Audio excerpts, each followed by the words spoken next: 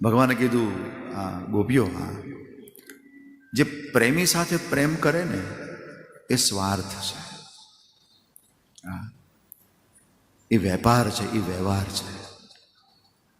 એ પ્રેમ કરે એની હારે પ્રેમ કરે એ સ્વાર્થ અથવા તો વ્યવહાર. આપણા દીકરાના લગ્નમાં કોઈએ 500 રૂપિયા ચાંદલો કર્યો છે તો પછી એનો પરણે ત્યારે આપણે 500 કરવો પડે, એ વ્યવહાર છે. પ્રેમ કરવાવાળા અરે પ્રેમ કરવો એ વ્યવહાર.